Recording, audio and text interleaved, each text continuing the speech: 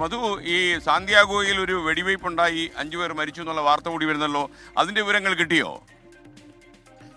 എസ്കെൻ, തീർച്ചയായിട്ടും ഇന്ന് രാവിലെ 11:45 പ്രാദേശിക സമയത്തോടു കൂടിയാണ് ഈ സാന്റിയാഗോയിലെ അവിടെ ഒരു ഏറ്റവും വലിയ ഒരു മസ്ജിദായിരുന്നു ഇസ്ലാമിക് സെന്റർ ഓഫ് സാന്റിയാഗോ. അവിടാണ് ഈ വെടിവെപ്പുണ്ടായത്.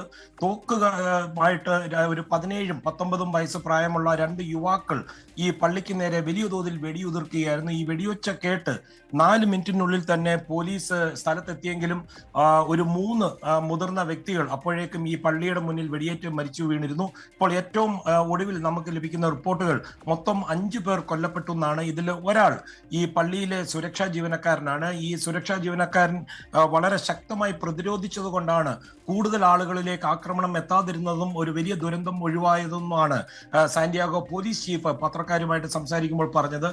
ഈ പള്ളിക്കകത്ത് പോലീസ് തെരച്ചിൽ നടത്തുന്നുണ്ടായിരുന്നു. ഏതാനും ബ്ലോക്കുകൾക്കപ്പുറം ആ സമയത്ത് വീണ്ടും ഒരു വെടിയൊച്ച കേൾക്കുന്നുണ്ടായിരുന്നു. അപ്പോൾ പോലീസ് അവിടെ എത്തിയപ്പോൾ ഈ ആക്രമികളായ 2 യുവാക്കളും വാഹനത്തിനുള്ളിൽ വെടിയേറ്റ് മരിച്ച നിലയിൽ കണ്ടെത്തുകയായിരുന്നു. അതായത് ഈ ആക്രമണത്തിന് ശേഷം ഇവർ സ്വയം ജീവൻ ഒടുക്കിയതായിട്ടാണ് നിഗമനം.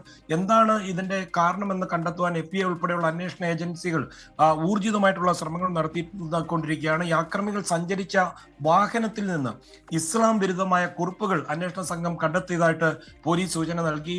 ഇവിടെ ഈ പള്ളിയുമായി ബന്ധപ്പെട്ട് കുറെ കുട്ടികളുണ്ടായിരുന്നു. ഈ കുട്ടികളെല്ലാം സുരക്ഷിതരാണെന്നാണ് അധികൃതർ നൽകുന്ന സൂചന. എസ്കെൻ, താങ്ക് യു മധു കൊട്ടാരക്കര.